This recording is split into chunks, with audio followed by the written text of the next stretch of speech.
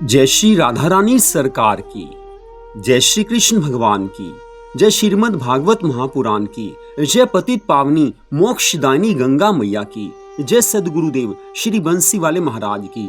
श्रीमद् भागवत महापुराण की कथा के 9वें स्कंध के 8वें और 9वें अध्याय की कथा आज हम आपको सुनाने जा रहे हैं।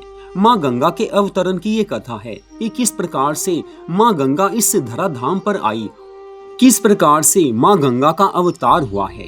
तो कथा इस प्रकार है। श्री सुखदेव जी महाराज आगे की कथा का वर्णन करते हुए कहने लगे हैं, हे राजा परीक्षित, त्रिशंकु का पुत्र हरिश्चंद्र नामक राजा हुआ। वरुण देवता ने प्रसन्न होकर उसे रोहिताश्व नामक एक पुत्र दिया। रोहित के वंश में हरित और उसके चंप नामक एक प्रतापी राजा हुआ, जिसने चंपापुरी बसाई थी।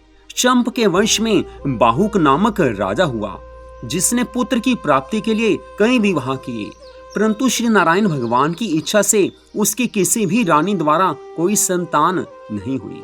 इस दुख के कारण राजा हर समय उदास रहता था। एक दिन देवऋषि नारद जी ने आकर राजा से उसकी उदासी का कारण पूछा। राजा बाहुक ने कहा कि हे प्रभु, मैंने अनेक विवाह किए हैं, परंतु मुझे अभी तक पुत्र की प्राप्ति नहीं हुई है। इसी चिंता में दिन रात मैं पड़ा रहता हूँ। अब आप कुछ कृपा कीजिए जिससे मेरे संतान हो जाए। यह सुनकर देवऋषि नारद जी ने दया करके राजा को आशीर्वाद दिया है कि हे राजन, तू चिंता मत कर, तेरे घर पुत्र अवश्य होगा। देवऋषि नारद जी की कृपा से, उनके आशीर्वाद से राजा की रानी गर्भवती हुई है। जब तक पुत्र का जन्म नहीं हुआ था, उसी बीच में अन्य राजाओं ने युद्ध करके राजा बाहुक का राज्य अपने अधीन कर लिया। उस समय वह अपनी रानियों सहित वन में भाग गया और ऋषियों के समीप जाकर कुटिया बनाकर रहने लगा। दैव योग से वन में ही राजा बाहुक की मृत्यु हो गई। मनुष्य मात्र सुख की प्राप्ति के लिए, संतान की प्राप्ति के लिए काफी कुछ उपाय करता है, लेकिन किसी को ये नहीं मालूम रहता कि हमारा अपना जीवन अभी कितना शेष है। किसी को मालूम नहीं है कि हमारी अंतिम श्वास कब निकलेगी। राजा को देवऋषि नारद जी से आशीर्वाद मिला कि पुत्र अवश्य होगा। पुत्र प्राप्ति होने ही वाली थी, लेकिन कहते हैं कि भाग्य का लिखा कोई मेट नहीं सकता है। तो राजा की मृत्यु हो गई। तब दुखी होकर उसकी बड़ी रानी उसके साथ सती होने लगी है। लेकिन उसी समय महर्षि औरव ने ऋषियों को बताया कि इस रानी के उदर में बालक है, जो जन्म लेने पर बड़ा तपस्वी होगा। यह बात सुनकर सब ऋषियों ने रानी को सती होने से रोक दिया। लेकिन उसकी दूसरी सोतों को जब ये मालूम हुआ कि इसे गर्भ है, तो उन्होंने उसको भोजन में मिलाकर विष खिला दिया। सच बात है, अपने ही धोखा देते हैं। बाहर वाला कभी धोखा दे या ना दे अलग बात है, लेकिन कई बार अपने ही धोखा दे देते हैं। भागवत कथा में बार बार हमें पता चलता है कि अपना कोई नहीं है, कोई नहीं है, कोई नहीं है। अपने केवल एकमात्र ठाकुर जी हैं, जो हर समय हमारे साथ रहते हैं। रानी के पुत्र होने वाला है, लेकिन राजा की जो दूसरी रानियां थी, उन्हें ये सहन नहीं हुआ है। विष खिलाया है, लेकिन उस समय जब ऋषि मुनि घबराने लगे, तो महर्षि औरव ने उनसे कहा कि आप लोग चिंता मत कीजिए, क्योंकि यह बालक इस विष के प्रभाव से मर नहीं पाएगा। देवऋषि नारद जी ने राजा को आशीर्वाद दिया था कि तुझे पुत्र अवश्य होगा, तो देवऋषि नारद जी का आशीर्वाद है, इस कारण विष के असर से ये मर नहीं सकता। लेकिन इसके विपरीत इस विष की ज्वाला से उसका तेज और भी अधिक प्रतापी और शत्रु विजयी बनकर जन्म लेगा। महर्षि औरव की इस बात को सुनकर आज रानी और सब ऋषि मुनियों को संतोष प्राप्त हुआ है। वे इसे परम पिता परमात्मा की रचना समझकर उसी का ध्यान करने लगे हैं। इतनी कथा सुनाकर श्री सुखदेव जी महाराज कहने लगे हैं, हे राजा परीक्षित, इस प्रकार राजा बाहुक तो परलोक सिधार गए थे। उनकी मृत्यु के बाद बड़ी रानी के गर्भ से एक अत्यंत तेजस्वी बालक का जन्म हुआ है। विष को संस्कृत में गर कहा जाता है, अतः वह बालक गर अर्थात विष जैसे उग्र स्वभाव से उत्पन्न हुआ था। इसलिए सब ऋषियों ने उसका नाम सगर रखा है। बड़े होने पर सगर ने सेना एकत्रित की और अन्य राजाओं को जीतकर अपने पिता का राज्य पहले तो वापस हासिल किया, फिर अपने राज्य को बहुत बढ़ाया है। महर्षि औरव को गुरु बनाकर राजा सगर ने धर्म पूर्वक अपनी प्रजा की रक्षा की है, प्रजा का पालन किया है। राजा सगर ऐसा प्रतापी राजा हुआ कि उसने ताल, झंग और बर्बर आदि मलेच्छ राजाओं को जीतकर मारा नहीं, बल्कि उन्हें अनेकों रूपों का बना डाला। उसने 2 विवाह किए। उसकी बड़ी रानी केशनी के गर्भ से असमंजस नामक एक पुत्र हुआ और छोटी रानी सुमति से 60,000 पुत्र उत्पन्न हुए हैं। असमंजस पूर्व जन्म का योगी था, अतः उसने प्रजा को कष्ट पहुंचाना आरंभ किया है। ऐसा देखकर राजा ने उसे वनवास दे दिया और उसके पुत्र अंशुमान को, जो धर्मात्मा था, भगवान का भक्त था, उसे अपने पास रखा है। हे राजा परीक्षित, कुछ समय पश्चात राजा सगर ने 100 अश्वमेघ यज्ञ करने का निश्चय किया है। 99 यज्ञ तो भली प्रकार आनंद सहित संपूर्ण हो गए, परंतु जब उन्होंने 100वां यज्ञ आरंभ करके यज्ञ का श्यामकरण घोड़ा छोड़ा और अपने 60,000 पुत्रों को उसकी रक्षा के लिए साथ में किया, उस समय देवराज इंद्र ने अपने मन में ये विचार किया है कि राजा के 100 यज्ञ अगर पूर्ण हो जाएंगे तो ये मेरा इंद्रासन छीन लेगा।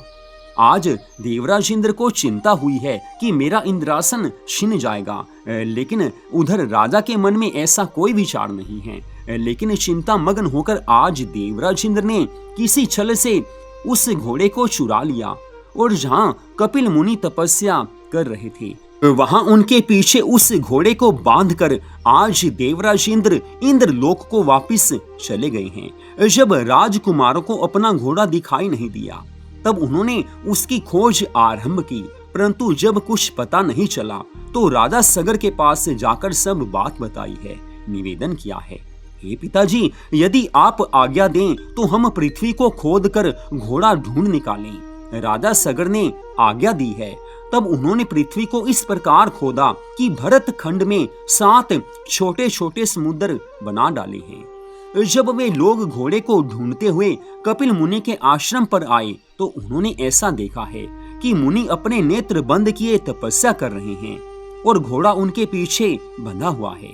ऐसा देखकर सब राजकुमारों की आवाज सुनकर आज कपिल मुनि की समाधि भंग हो गई है। और जब मुनि ने क्रोध के आवेश में राजकुमारों की ओर देखा तो वे सब 60,000 सगर पुत्र उसी जगह भस्म होकर राख के ढेर के रूप में बदल गए हैं।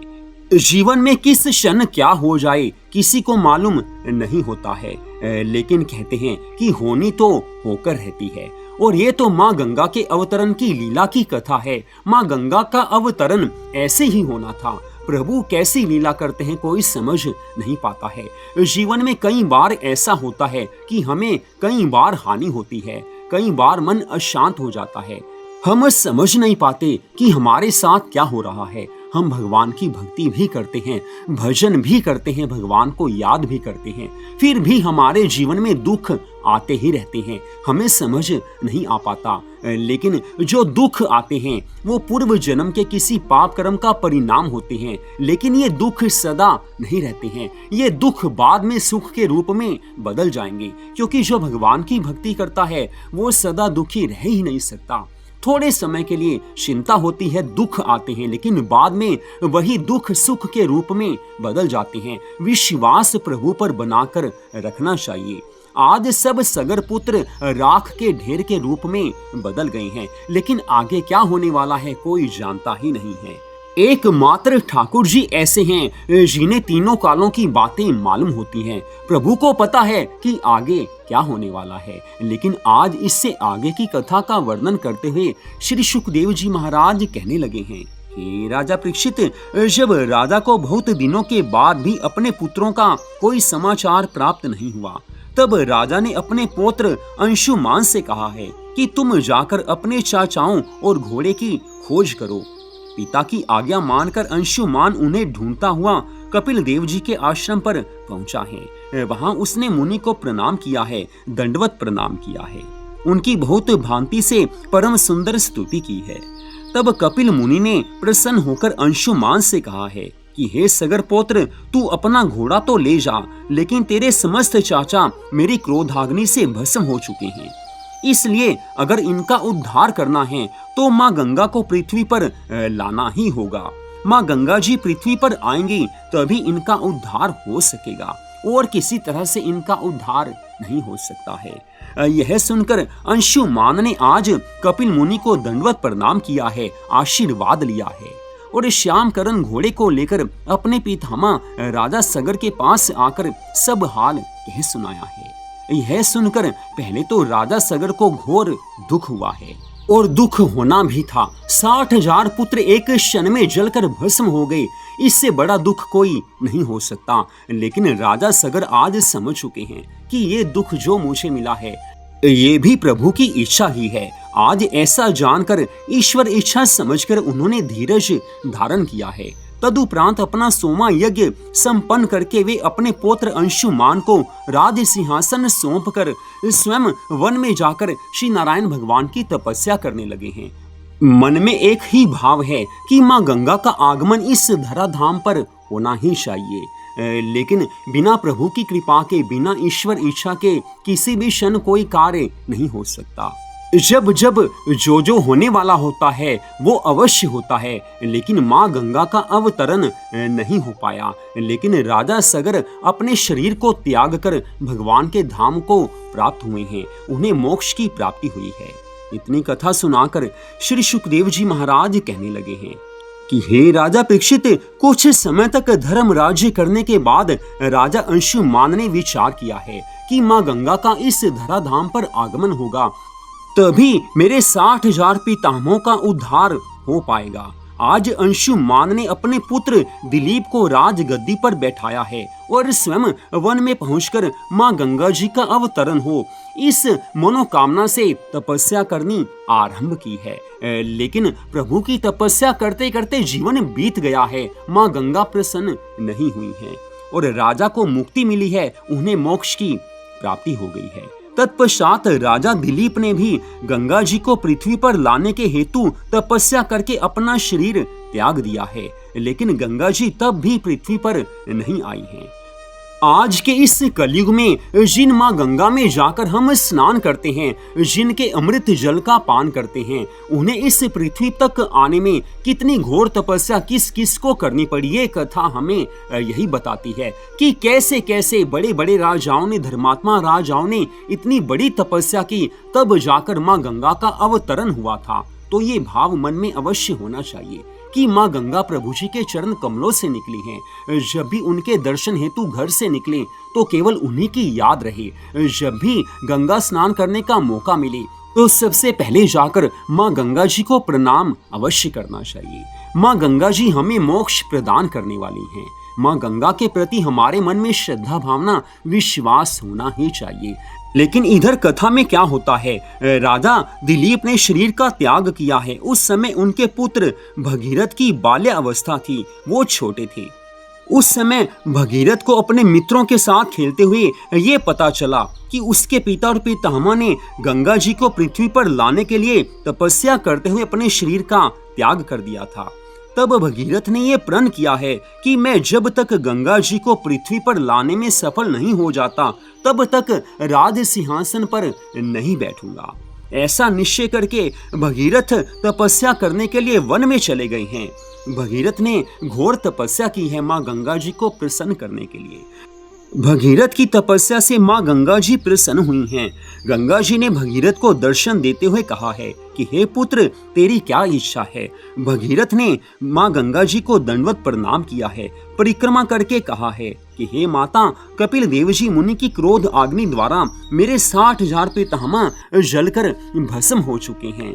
अब आप मुझ पर कृपा कीजिए। मेरी इच्छा है कि आप पृथ्वी पर पधार कर उनकी भस्म को अपने साथ बहाकर ले जाएं, तो उन सब का उद्धार हो सकता है।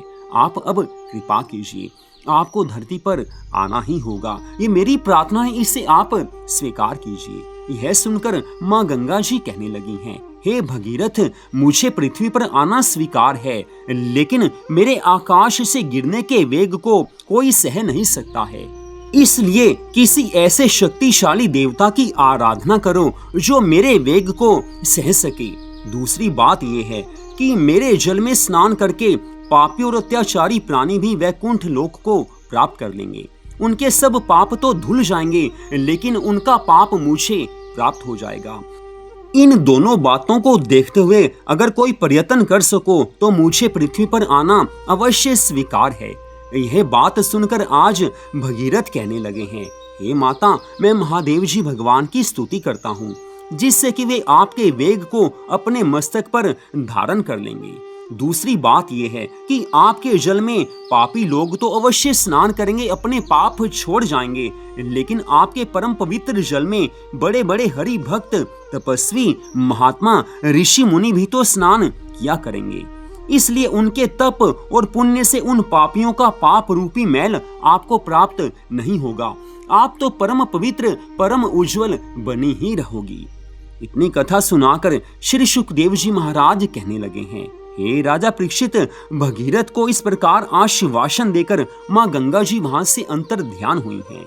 तब भगीरथ ने महादेव जी भगवान को प्रसन्न करने के लिए तपस्या करना आरंभ किया है। कुछ समय बाद भगवान शिव शंकर जी महाराज जी ने प्रसन्न होकर राजा भगीरथ को दर्शन देकर कहा है, हे राजन, वरदान मांगो। तुम्हारी क्या इच्छा है? किस कारण तुम तपस्या कर रहे थे? उस समय भगीरथ ने भगवान से प्रार्थना करके कहा है कि हे कैलाशपति, हे अंतर्यामी प्रभु, आप सब जानते हैं, लेकिन फिर भी आपने पूछा है तो मुझे बताना ही होगा। आप कृपा करके गंगा जी को अपने मस्तक पर धारण कीजिए, जिससे मेरे पूर्वजों का उद्धार हो जाए। तब भगवान शिव ने कहा है कि हे भगीरथ, मुझे तुम्हारी बात स्वीकार है। अस्तु, जब गंगा जी आकाश से पृथ्वी पर आने लगी, तब भगवान शिव ने गंगा जी के परम पवित्र जल को अपने सिर की जटाओं में ही समा लिया है। तत्पश्चात राजा भगीरथ ने भगवान शिव से पुनः प्रार्थना की है कि हे प्रभु, गंगा जी इस धरती पर आएंगी तभी तो मेरे पूर्वजों का उद्धार हो पाएगा। कृपा कीजिए, गंगा जी को धरती पर छोड़ दीजिए, तभी मेरे पूर्वजों का उद्धार हो सकेगा। आज भगीरथ की इस बात को सुनकर भगवान शिव ने राजा भगीरथ को एक रथ दिया है और कहा है कि हे भगीरथ, तू इस रथ पर सवार होकर आगे आगे चल, तब गंगा जी तेरे पीछे पीछे आएंगी। ऐसा कहकर आज भगवान शिव शंकर जी महाराज ने अपनी सिर की जटाओं में से एक बूंद जल पृथ्वी पर गिरा दिया है। माँ गंगा का इस धरती पर आगमन हुआ है, माँ गंगा का अवतार हुआ है। बोल पतित पावनी मोक्षदायिनी गंगा मैया की जय हो, जय हो, जय हो। तब राजा भगीरथ भी उस रथ पर बैठकर वहां चल दिया जहां उसके पूर्वजों की भस्म पड़ी हुई थी। भगीरथ के पीछे पीछे गंगा जी ने आकर अपने परम पवित्र जल से उसके 60,000 पूर्वजों का उद्धार कर दिया है। आज राजा भगीरथ को अति प्रसन्नता हुई है। घर आकर उन्होंने प्रसन्न होते हुए अपने यहाँ पर सब ब्राह्मणों और जरूरतमंदों को बहुत सा अन्न, वस्त्र, गौ, द्रव्य आदि दान में दिए हैं। तत्पश्चात राजा भगीरथ प्रसन्न होकर राज सिंहासन पर आसीन हुए हैं। राजा भगीरथ ने बहुत समय तक धर्म पूर्वक राज्य करते हुए प्रजा का पालन किया है। तदुपरांत उनके वंश में ऋतुपर्ण नाम का एक राजा हुआ, जो राजा नल का परम मित्र था।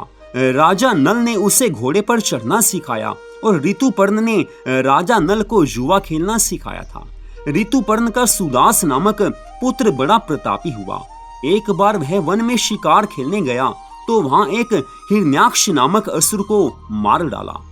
उस असुर के भाई में राजा सुदास के सम्मुख युद्ध करने की शक्ति नहीं थी, अतः उसने ब्राह्मण का वेश रखकर राजा सुदास के निकट जाकर कहा कि हे राजन, मैं रसोई बनाना बड़ी अच्छे से जानता हूँ, इस कारण आप मुझे अपने यहाँ रसोई बनाने के लिए रख लीजिए। यह वचन सुनकर राजा ने उसने अपने यहाँ रसोई का काम सौंप दिया। एक समय राजा सुदास ने अपने यहाँ वशिष्ठ आदि ऋषि मुनियों और ब्राह्मणों को भोजन के लिए निमंत्रण देकर उनके लिए षट रस व्यंजन और आमिष आदि पदार्थ तैयार करवाए हैं। उस समय असुर ने जो रसोई बनाई थी उस भोजन में मनुष्य का मांस मिला दिया। तत्पश्चात जब राजा ने वशिष्ठ आदि ब्राह्मणों को वह भोजन परोसा तो वशिष्ठ जी ने मनुष्य का मांस पहचान लिया। और क्रोधित होकर राजा सुदास को ये शाप दिया है कि हे राजन, तूने हमें राक्षस समझकर हमारे लिए मनुष्य का मांस परोसा है, इसलिए तू 12 वर्ष के लिए राक्षस होकर मनुष्य का मांस खाया करेगा। राजा सुदास भी शाप देने की शक्ति रखते थे, लेकिन उन्होंने कहा कि हे मुनिवर, मेरी बिना जानकारी के किसी ने मनुष्य का मांस मिला दिया है, मेरा इसमें कुछ दोष नहीं है, परंतु फिर भी आपने मुझे शाप दिया है, इसलिए मैं भी आपको शाप देता हूँ। इतना कहकर जैसे ही राजा ने शाप देने के लिए अपने हाथ में जल लिया, उस समय उसकी स्त्री ने उसका हाथ पकड़ लिया है। कहा है, हे नाथ, गुरुजी ने क्रोध के आवेश में यदि शाप दिया है, परंतु फिर भी वे दयालु होकर आपको वरदान अवश्य दे देंगे, अतः आप इनको कोई भी शाप मत दीजिए। रानी के ऐसे वचन सुनकर राजा ने वह जल अपने पैरों पर डाल लिया, जिसके फलस्वरूप राजा के दोनों पांव काले हो गए हैं। उसी दिन से सब लोग राजा को कलमाशपाद कहने लगे। मुनि के शाप के कारण राजा की बुद्धि राक्षसों जैसी हो गई थी और वह मनुष्यों को पकड़ पकड़ कर खा जाता था। इतनी कथा सुनाकर श्री सुखदेव जी महाराज कहने लगे हैं, हे राजा परीक्षित, एक दिन की बात है, कलमाशपाद को वन में पहुंचकर किसी ऋषि को खाने की इच्छा हुई है। उस समय उस ऋषि की स्त्री ने उससे विनती की है कि हे राजन, मैंने अभी तक अपने पति के साथ भोग विलास नहीं किया है और मुझे अभी संतान उत्पत्ति की अभिलाषा है, अतः आप इन्हें मत खाइए और यदि खाना है तो हम दोनों को खा जाइए। लेकिन राजा ने उस मुनि पत्नी की विनती की ओर कोई ध्यान नहीं दिया और ऋषि को पकड़कर खा लिया। यह देखकर उसकी स्त्री ने भी अपने पति के साथ सती होने की कामना से चिता पर बैठते हुए राजा को शाप दिया है कि हे राजन, जिस समय तू अपनी स्त्री से भोग विलास करेगा, उसी क्षण तू मृत्यु को प्राप्त हो जाएगा। तत्पश्चात वो समय भी आ गया जब राजा को मिले शाप की अवधि समाप्त हो गई। 12 वर्ष बाद राजा का शाप दूर हुआ। तब राजा पुनः अपने राज सिंहासन पर बैठकर राज्योपभोग करने लगा है। एक दिन की बात है, राजा ने अपनी पत्नी के साथ भोग विलास करने की इच्छा प्रकट की, परंतु रानी को ऋषि पत्नी के शाप का हाल मालूम था, इसलिए उसने राजा को समझाया है, भोग विलास करने के लिए मना कर दिया है। तदुपरांत एक दिन की बात है, महर्षि वशिष्ठ जी राजा के यहाँ आए हैं और जब देखा है कि राजा को पुत्र प्राप्ति की काफी अधिक इच्छा है और इन्हें पुत्र अवश्य होना ही चाहिए, लेकिन ऋषि पत्नी के शाप के कारण ये भोग विलास नहीं कर सकती। आज महर्षि वशिष्ठ जी ने इस बात पर विचार करके राजा रानी को ऐसा वरदान दिया है कि तुम्हें बिना भोग विलास किए ही पुत्र प्राप्त हो जाएगा। जब महर्षि वशिष्ठ जी ये वरदान देकर चले गए, उसी दिन रानी गर्भवती हुई है। तत्पश्चात प्रभु इच्छा से 7 वर्ष बाद उसके गर्भ से एक अश्मक नामक पुत्र उत्पन्न हुआ है। अश्मक का पुत्र मूलक हुआ, वह परशुराम जी के क्रोध से बचा था। इस कारण वर्तमान काल के समस्त क्षत्रियों का मूल अर्थात जड़ उसे ही समझना चाहिए। मूलक का पुत्र राजा खटवांग ऐसा प्रतापी और धर्मात्मा हुआ कि उसने युद्ध में देवताओं की सहायता करते हुए दैत्यों पर विजय प्राप्त कर ली थी। तो यहीं पर आज की इस परम सुंदर कथा का विश्राम होता है। अगले भाग में आप मर्यादा पुरुषोत्तम भगवान श्री रामचंद्र जी के अवतार की और उनकी विभिन्न लीलाओं की कथा को सुन पाएंगे। इस कथा को आपने सुना, आप सबका हार्दिक धन्यवाद। भगवान की कृपा से ही इन कथाओं को सुना जा सकता है। जिसे भगवान से प्रेम होता है, भगवान उसे कथा सुनने का अवसर अवश्य देते हैं। जय श्री राधा रानी सरकार की, जय श्री कृष्ण भगवान की, जय पतित पावनी मोक्षदायिनी गंगा मैया की, जय श्रीमद् भागवत महापुराण की, जय सद्गुरुदेव श्री बंसी वाले महाराज की। जय जय श्री राधे, जय जय श्री राधे, जय जय श्री राधे श्याम।